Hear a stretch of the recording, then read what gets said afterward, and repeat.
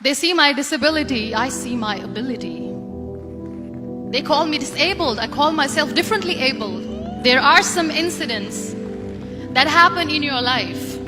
Those incidents break you, deform you, but they mold you into the best version of you. And the same thing happened to me. I was 18 years old when I got married. My father wanted me to get married. And all I said was, if that makes you happy, I'll say yes. And of course, it was never a happy marriage.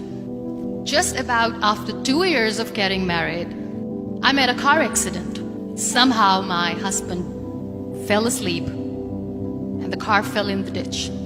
He managed to jump out, saved himself. I'm happy for him. But I stayed inside the car and I sustained a lot of injuries. The list is a bit long, don't get scared. The wrist was fractured. Shoulder bone and collarbone were fractured. My whole rib cage got fractured. And because of the rib cage injury, lungs and liver were badly injured. I couldn't breathe. I lost urinary bowel control. That's why I have to wear the bag wherever I go. 3 vertebrae of my backbone were completely crushed, and I got paralyzed for the rest of my life. I finally ended up in a hospital where I stayed for 2.5 months. I underwent multiple surgeries. One day, doctor came to me and he said, well, I heard that you wanted to be an artist, but you ended up being a housewife. I have a bad news for you. You won't be able to paint again because your wrist and your arm are so deformed, you won't be able to hold a pen again. Next day, doctor came to me and said, your spine injury is so bad, you won't be able to walk again. Because of your spine injury and the fixation that you have in your back, you won't be able to give birth to a child again.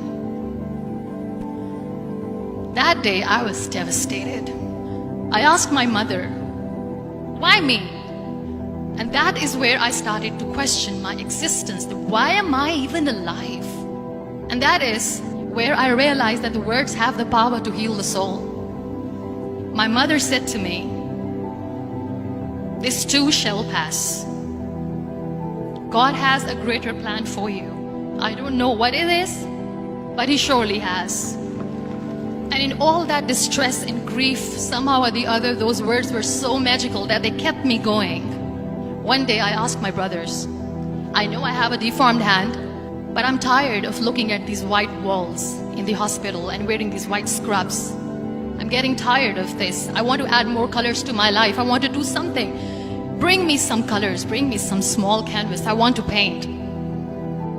So the very first painting I made was on my deathbed, where I painted for the very first time. It was not just an art piece or just my passion. It was my therapy. And then I was discharged and I went back home. And I went back home and I realized that I have developed a lot of pressure ulcers on my back and on my hip bone. I was unable to sit. There were a lot of infections in my body, a lot of allergies. So doctors wanted me to lie down on the bed straight for not 6 months, for not 1 year, for 2 years.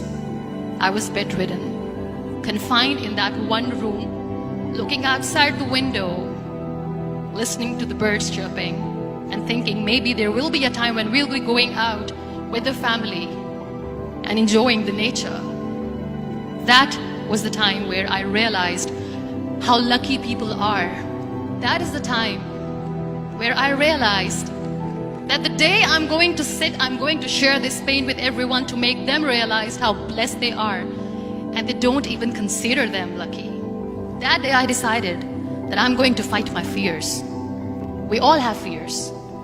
Fear of unknown, fear of losing people, fear of losing health, money. We want to excel in career, we want to become famous, we want to get money. We are scared all the time. So I wrote down one by one all those fears. And I decided that I'm going to overcome these fears one at a time. You know what was my biggest fear? Divorce. I was trying to cling on to this person who didn't want me anymore, but I said no. I have to make it work. But the day I decided that this is nothing but my fear, I liberated myself by setting him free. And I made myself emotionally so strong that the day I got the news that he's getting married, I sent him a text that I'm so happy for you and I wish you all the best. And he knows that I pray for him today. Number 2 was, I won't be able to be a mother again. And that was quite devastating for me. But then I realized there are so many children in the world, all they want is acceptance. So there is no point of crying, just go and adopt one. And that's what I did. People think that they will not be accepted by the people because we, in the world of perfect people, are imperfect. So I decided that instead of starting an NGO for disability awareness, which I know will not help anyone, I started to appear more in public. I started to paint. I decided that I'm going to join the national TV of Pakistan as an anchor person. And I've been doing a lot of shows for the last 3 years. I became the National Goodwill Ambassador for UN Women Pakistan, and now I speak for the rights of women, children. We talk about inclusion, diversity, gender equality, which is a must. Every time I go in public, I always smile. It's always a big toothy smile on my face, and people ask me, don't you get tired of smiling all the time? What's the secret?